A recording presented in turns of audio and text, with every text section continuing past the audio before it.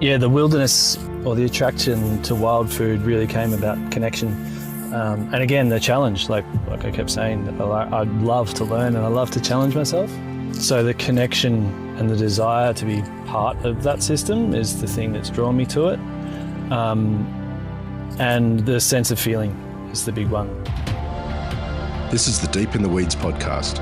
I'm Anthony Huckstep. The nature of the hospitality industry has meant professionals could travel the world and explore and learn new techniques, cuisines, and discover new ingredients. Some chefs spend their careers in one location, one city, or a town in order to master their craft. Others buy the ticket and take the ride to find a greater connection to the land and sea. David Moyle is the Chief of Food for Harvest, Barrio, and Sparrow Coffee in Byron Bay. David, how are you? I'm great, thanks, Huck. How are you? Good. You're a bit of a nomad. You've been travelling all over Australia for your career. It's hard to keep up with all of the different things that you do. What sort of drives that will to sort of move and take on new challenges? I'm not entirely sure. I think, I guess the way opportunity, I guess, is probably the main thing. And the way I look at stuff, I suppose, is not to apply the same solution to any problem, if that makes sense. So I kind of enjoy being in different places and trying to look at what would work in those areas, not only just from the cooking perspective, but from the business itself. So yeah, in regards to that, I guess that's probably been the main driver for where it's taken me to different places, in Australia specifically. You have been a part of restaurants in cities, particularly Melbourne, but a real key feature of your career has been a connection to the sea and the land, and you did that a lot in Tasmania, and you do that up in Byron Bay as well. How important is that for what you do? Hugely, and even more so. I didn't really realise, I guess, in early days how important that connection was to me. I grew up in a coastal town around a pretty solid fishing industry at the time, and I guess trained and learned in cities because that's where the skill base is for a lot of that. But then straight away I wanted to get connected to the product again, or maybe it's just, I don't know, you're just constantly reminded by it when you're out in those areas. So it's sort of more rural areas, I guess. So yeah, I'm only just realising now how important it is to me, and it's actually becoming more so. Not that you can't get those connections in the city, not at all. It's probably just trying to find a balance, I guess, between spending some time in the cities and developing different businesses, but then also retooling up on your I mean the wild stuff, or the wilderness has been the real driving factor of the last few years for me. Yeah, I want to dig deeper into that because I find it quite fascinating, and your exploration of that has been inspiring to watch from afar. But you mentioned that you grew up in a country town, a fishing port. What led to a career in food for you back then? It's not a super romantic story, to be honest. It's I was always interested in cooking. Like, I enjoyed cooking for my family, and I was at a bit of a sort of, not a loss, but that pivotal point when you're 17, you're going to go to university, what are you going to study? And I took a work experience position effectively with my brother-in-law, who was working within the Marchetti Group in Melbourne. And I had no idea of the industry and what it is, what it looks like, and I got addicted to, I guess, the big thing that everybody gets addicted to in that element is the camaraderie, the challenge, pushing yourself, learning skills that are completely foreign. These are not things that I was born doing, or I don't know, like sort of the idea of finding your knife skills is probably not a life skill that you see unless it's part of your industry. So yeah, I very much got drawn into that. So I didn't, grow up wanting to be a scoffier. It's not, I didn't see my life in commercial kitchens, but I was very much drawn to that, and the skills that I learnt the whole way through, and how much it's about, the self-discipline and the challenging yourself to learn more while being surrounded by people. It's pretty, I don't know, you can see how it draws you in. So yeah, that's how I got into it, I suppose. The early days, you were, as you mentioned, with Bill Marcati at the Lantern, and that you worked at the Stokehouse as well with Maurice Esposito. Do you have any stories of those days and sort of how transformable it was for you? Yeah, I mean, I guess that was, not showing my age, but that was, let's just say it's early 2000s. But yeah, I mean, yeah, I guess it was in the heady old days of anything goes, and I was very much working over the hours that are responsible, and it was very much a trial by fire. It's just, I guess I can't speak for every kitchen, but there's a lot of help and coaching, and there's a lot of camaraderie and team and so on, but there's also a huge amount of pressure and sort of challenging each other in order to achieve what you need to.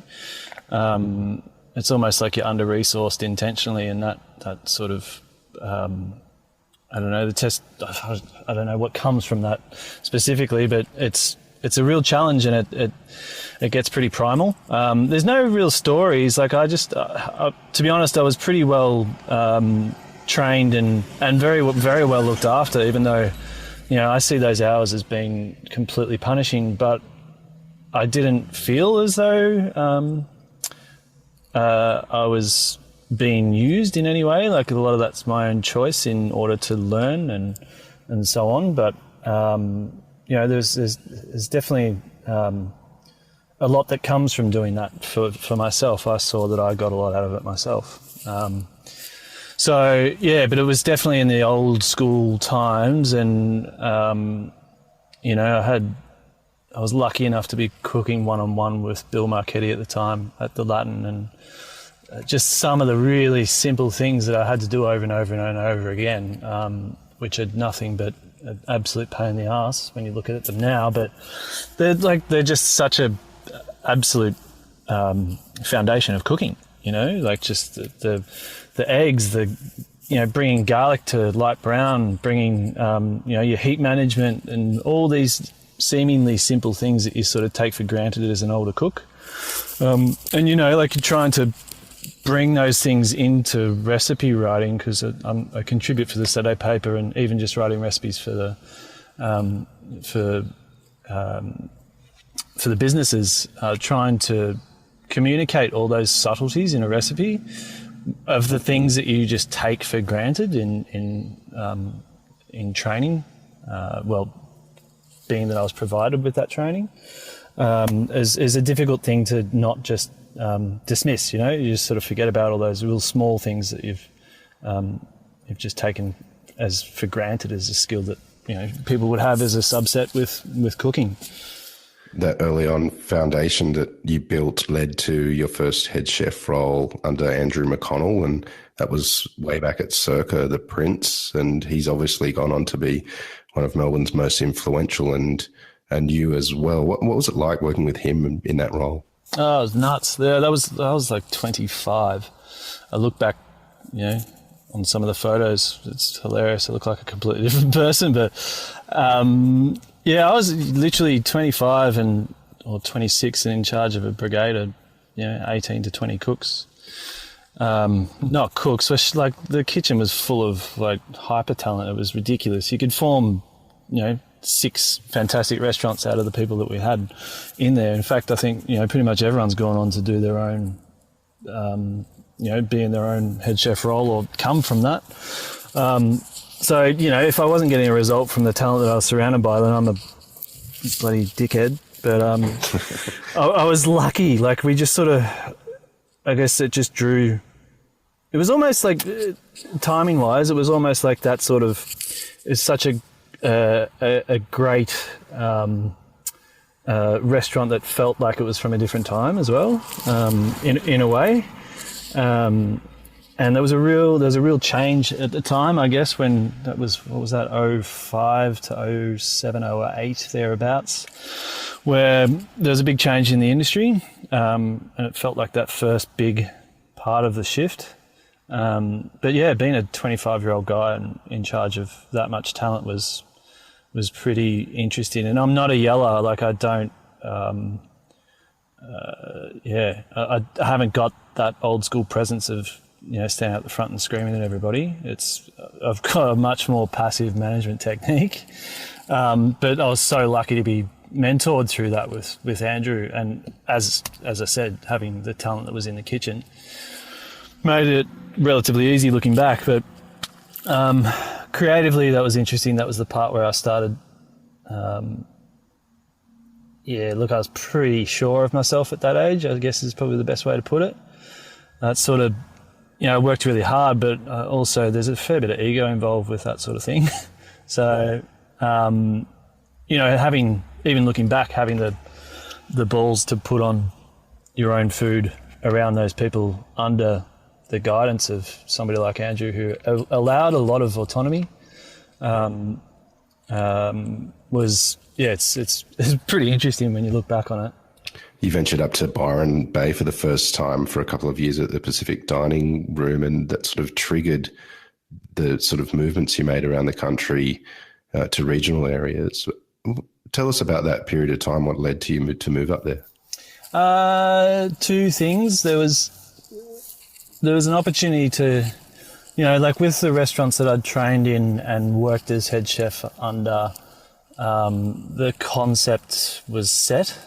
So the space is designed, kitchen's existing, you're building a team around something that sort of has already been designed and set, and you're working within the confines of that. Pacific Dining Room was my first opportunity with the Van Handels to sort of, maybe drive a concept, or that's an area that I became more and more interested in, and still are, is, what does the kitchen look like what's the menu look like? How are we going to operate? We're on a beach, we're next to a pub. What's going to fit in that environment? And at that stage, I was more and more connected to producers and really, really being excited about being able to do that. But, having the reality of a relatively large dining space to keep up with. So, just to move up to Byron Bay was after 12 years of working extreme amounts, and to have some sense of a lifestyle of being able to surf again, even if it's, just an hour before you go to work, makes a massive difference to your headspace. But yeah, that was, I think I was up here for 4 years at that period. And I guess it led to the desire to keep, I hate the term creating as far as like, developing dishes. It's not so much about that. It was more creating and trying to expose myself to different environments. And, like I said, that sort of Rubik's Cube of what a restaurant can look like and what you're trying to achieve out of it. You did many amazing things in Tasmania and really made a name for yourself with many projects down there. Tell us about your connection with Tasmania and the sort of experiences you had there. Tassie started, I was supposed to be there for 6 months, but turned out to be there for 6.5 years. It's funny. To be honest, it again, still following the same path as what I am now anyway, but just that deep dive directly into what we're serving. I guess I went in there to look at a business, which was Peppermint Bay, and trying to see what it needed. And for me, it was a big part of it was the culture in the kitchen, and just trying to get some local, get the sort of can opener away and try and really work with what you're surrounded by. And that, funnily enough, led to, so I opened the stackings, which was like a little 25-seater within that, just as a vehicle, I guess, to be able to enable some more interesting stuff in Tasmania that wasn't being shown as prevalently in restaurants, I guess. A lot of it's getting exported, but it's not really being used there, particularly in the restaurants at the time. So I saw it as a bit of a bit of a testing ground, I guess. It was literally me and one other person in the kitchen and a couple of people on the floor. And it's just one of those situations where you're just like, fuck it, what do you got to lose? Like, you can actually not push it as much as you want. I don't want to be, absolutely challenging everybody in what they're eating, but it felt a lot more like I'm cooking a large dinner party every night. And I really, that was for me, to be honest. That was purely for me. That was not from an ego sense, but more for just like getting some enjoyment back. And it got a fair bit of attention, I guess, maybe because of all those reasons, that I wasn't really looking for, like reassertion of what I was doing was right. It was just more that I just wanted to have a bit of feeling and sense of feeling about what I was doing again. So that was the stackings, and then from there, with the same guys, we opened Franklin. So with the same business owners, we had a space in. They'd bought the Mercury, the old newspaper printing space, and we sort of redeveloped into there and put a pigeonhole bakery in and designed a restaurant space that, again, I wanted to be really just kind of very pared back and just celebrate the stuff that I enjoyed about Tassie, and really showcasing those interesting elements that exist down there. There was nobody serving abalone, but one of the first memories of Tasmania for me was moving into this a property, and the neighbours who I'd met once before. The day I moved in, like often you might get a casserole or a massacre or something left on you. They'll rock up and, howdy neighbour, welcome to the neighbourhood. I had 2 abalone hanging on the door handle. Wow. Yeah, it's just nuts. It's bonkers. And you sort of start to see why, everybody eats like that there, because that's, the culture of going to dive for your own crayfish, or you go and you dive for abalone, but you're going to pay the market price in a restaurant? No, because I can just go get that myself.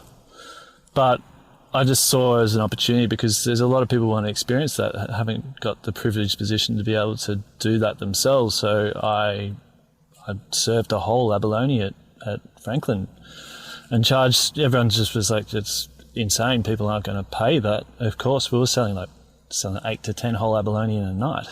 Wow.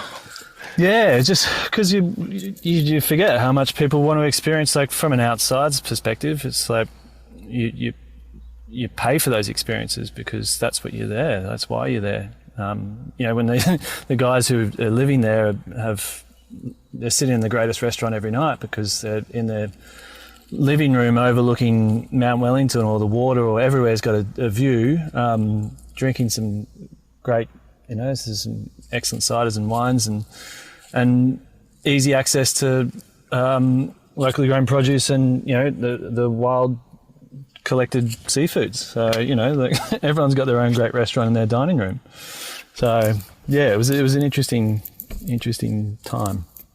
Franklin was championed as one of the leaders of that new wave of dining and evolution of food and restaurants in Hobart and Tasmania across the board. What was it like being part of that and seeing the evolution? It was quite a fast evolution of some really amazing venues popping up there. Yeah, look, it was intense.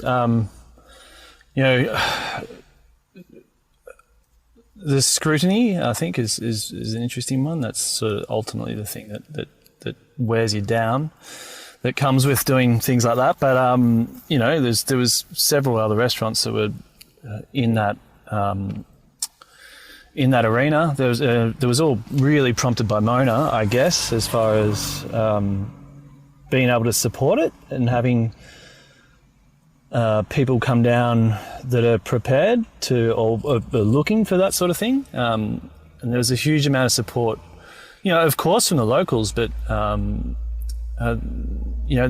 alone isn't going to be enough to get that style of restaurant through. And so, with Garage East and, it became a little community of lots of industry people, both front and back, that are pushing, not with idealism behind it, but just some expression behind it and genuine care. Like we're talking about, you're not talking about somebody who's just been cooking for 4 years. You're talking about a bunch of people that have been in the industry for 20 before they even start to look at doing these things. And there was a real maturity, I thought, in that movement down there. Real intent. It wasn't sort of an opportunistic moment, other than the fact that it could exist. Everyone was down there with intent. And it drew a whole bunch of people together. That's still going, it's ongoing. It'll kick again after, in time, once that's enabled again. But, I wouldn't say it's exciting, because you're not sitting there pumping each other's tires up. Everyone's, we're relying on each other's, being around for sanity, there's that sort of camaraderie around, if you're in Hobart and you finish service at 12 o'clock, you can't just go to the local bar and, sit there until 6 o'clock in the morning, because there's nothing open. So, we just found different ways to be able to support each other in that. Created a really interesting industry there, which is really unique to the state, I think. You ended up leaving Franklin, and Annalise Gregory stepped in, and unfortunately it closed last year. Has it left a hole, do you think, in Hobart? What sort of impact do you think that's had? Yes and no. I wouldn't underplay the importance of it. I think I definitely see it as being an important site, but no more than any other restaurant that's existed. I don't know if it's a hole, or if it's a space for people, other people to move into, or if it's, things change and morph, and maybe that can't exist anymore. Maybe it's a different model. And I think, I don't know, extremely proud to have been such a, integral part of it. But at the same time, not, I don't know, it's like a relationship. You can't just sort of keep, as a restaurant, if it's a time and that's what it needs to be, then that's what it needs to be. And if it means that other people can move into that area, you can't crowd that market too much, but if there's other people that are able to operate in that area, then that's a bloody great thing. So hopefully, years to come, I'm really curious to see what happens in the industry anyway. So I'd love to see the evolution of all this. Well, a huge part of your evolution as a chef has been wild food. Tell us a bit about that and the sort of journey that you've been on. I think it became a real separation between, because it's funny, I see wild food as a privilege, not a necessity, not a, to use the term sustainability. We can't all go out and catch, spear bluefin tuna, or, it's not sustainable. But for me, I spent my entire career, getting meat out of packets, and I had never really, I'm a country guy, but I wasn't, unless you're growing up on a sheep station, you're really not seeing that much death, So for me, my animal empathy is the big thing that drew me into the wilderness, which sounds really funny because you're challenging that more every time you go out. But yeah, the wilderness, or the attraction to wild food really came about connection. And again, the challenge, like I kept saying, I'd love to learn and I love to challenge myself. So the connection and the desire to be part of that system is the thing that's drawn me to it. And the sense of feeling is the big one. People talk about creativity in cooking as though it's like you're some fucking wizard putting together flavors, and everyone's is in awe of your ability to put together flavors, which is I see it as utter bullshit. I love the sense of feeling that you get from that creativity of dealing with a product and having the skill set and base to be able to, the hunting thing's been a big one for me for the past couple of years, but to then apply the skill set that I've had as a chef and dealing with breaking down whole animals and looking at individual cuts and looking at them differently and looking at the handling of it and applying that skill to that has been fascinating for me. And it's not something I see as being it's ridiculous because it's so not a commercially viable model, but it's informing everything for me. So I'm not going to say that the only way to, the only restaurant I want to have is using all wild caught animals or proteins or, foraged greens and so on. I believe in the agricultural system, but I think it informs it as well. It makes it, it gives you a different viewpoint, I guess. Has there been a standout sort of hunting or harvesting experience for you along this journey?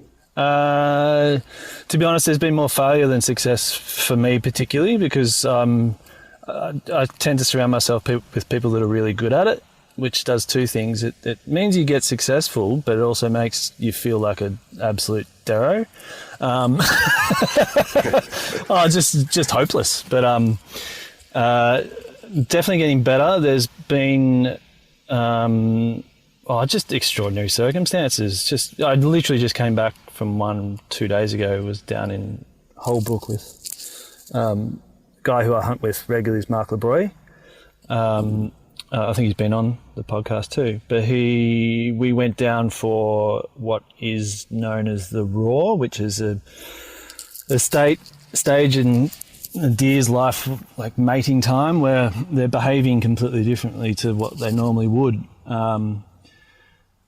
And I've been successful in hunting deer before, but this was a completely different kettle of fish. And listening to their interactions, the calls, the guttural sounds I couldn't believe I was in Australia. It was extraordinary.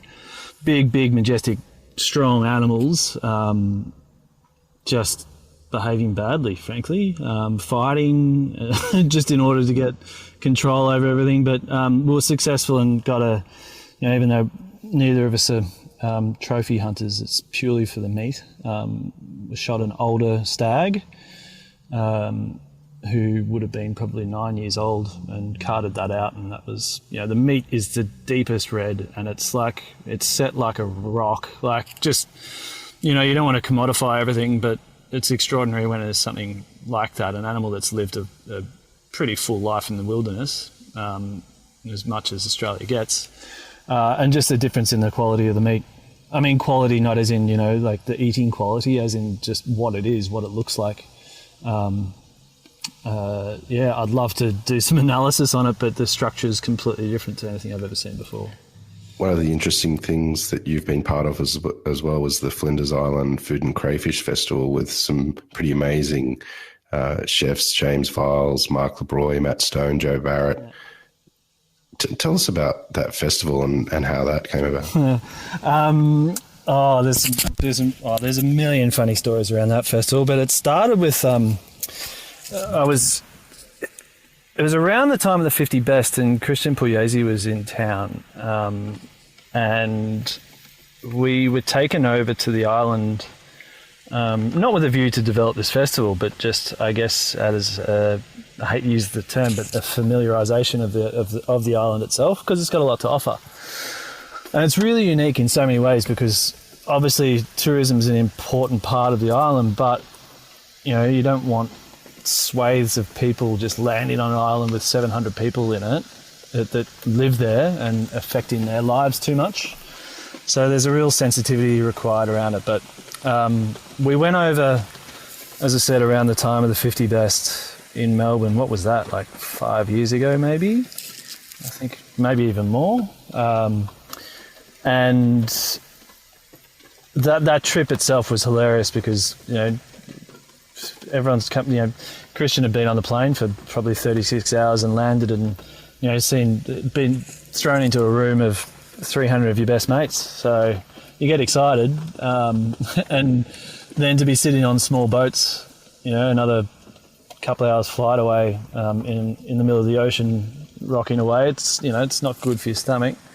But that was like we basically got thrown on the island to sort of see what the capacity of it was, and we got connected with some really, really, really interesting food stories from there.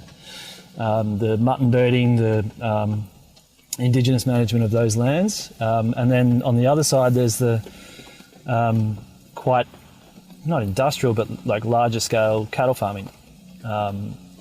And yeah, so I sort of saw an opportunity, and we put together, there was an existing festival, and I kind of stepped in and put together a group of no-nonsense kind of people to just get back to absolute roots of cooking. And the first year was about as Wild West as it gets. Like, I had very intentional decisions to cook using literally only what we've got around us. So not using too much of a commercial kitchen, more trying to be reliant on fire and whatever we could beg, borrow or steal to cook from. And we connected with the local school, and they were extremely helpful, and everybody was just chipping in to provide us with what we needed to pull off this. It was basically one event. It was a lunch for 120 people that we ended up doing in a sheep shearing shed. So we were cooking on grates and gates, and there's guys running down with pieces of. It was in the absolute torrential rain. We had 50 km/h winds, but everybody's down there putting star pickets in to provide, have some corrugated iron to get us away from the wind, and it was just unreal. It was pretty crazy. Everyone thought that I was nuts because that's what I was asking everybody to do. It's like, well, where's our prep time? How can we, how can I cook something in a convection oven? We don't have anything available. Everything was on fire. So, yeah, and I was really put a lot of thought into who went. And the thing is, there's a lot of people that have the capacity to do this. And that's what I love about the hospitality community is we do have great flexibility and adaptability in what we're doing. So, just to sort of roll your sleeves up and get on with it. It's like, this is what we've got. We've got some amazing product. We've got a whole bunch of people that are there to help us pull this off. And we've got, years of skill to be able to put it to task. And we fed 120 people in a shearing shed using just product from the island. And yeah, it was. Was it a world-class meal? If you were to translate it to a restaurant, it would be pretty bizarre. But to be, to be eating it where you were is unreal. Like, it really was one of the hardest things and most rewarding things I've ever done. And everybody was there that was there for the first year. It's formed a pretty extraordinary bond that's ongoing. You're now back in northern New South Wales and Chief of Food for Harvest, Barrio and Sparrow Coffee. Tell us about the role and what you're doing there. So I guess personally I wanted to sort of step away from that being directly responsible for a dish, that sort of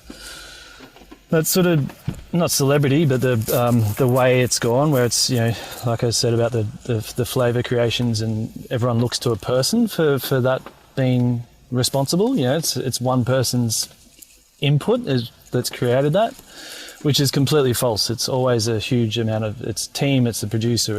I hate to sound corny, but it's true. It's like you might have had a vision and you're putting that down, but man, it changes drastically according to who's around you.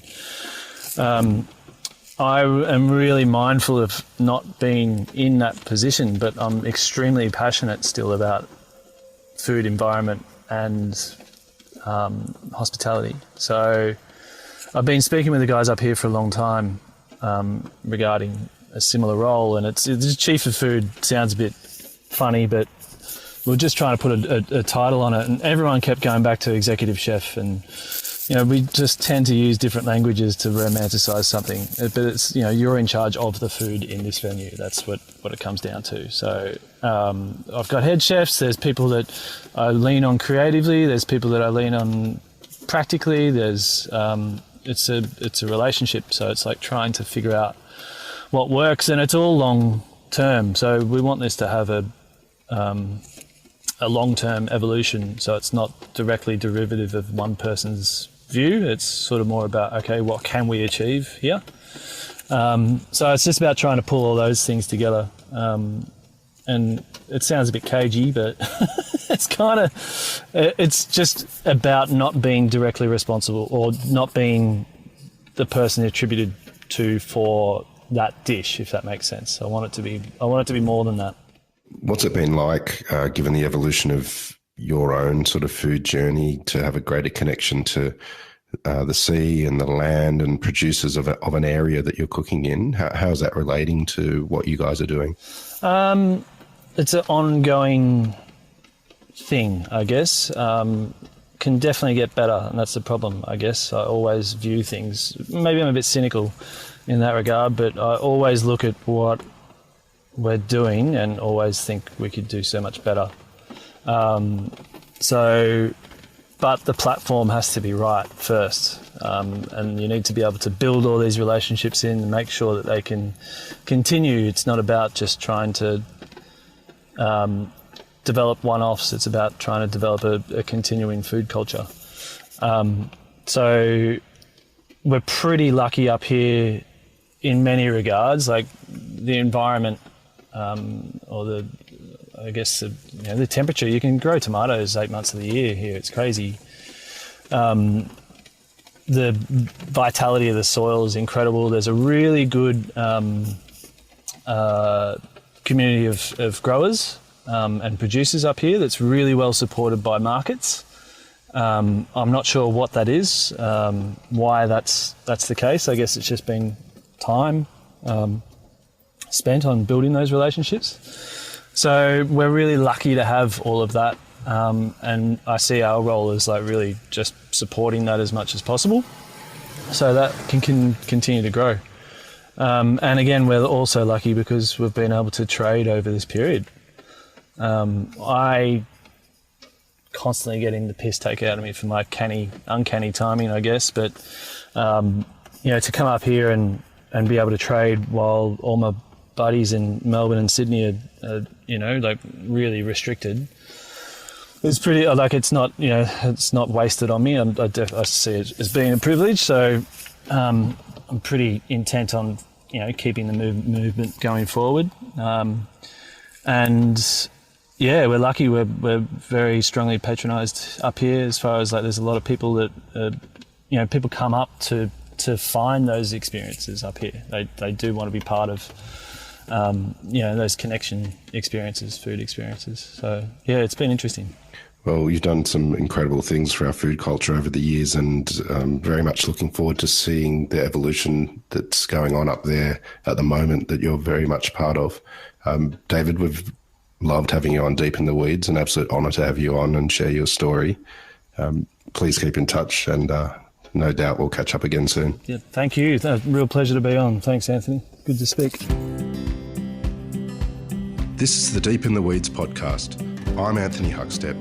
Stay tuned as we share the stories of Australia's hospo community, suppliers and producers in search of hope during this pandemic. Special thanks to executive producer Rob Locke for making this all happen. Follow us on Instagram at Deep in the Weeds Podcast, or email us at podcast@deepintheweeds.com.au. Stay safe and be well.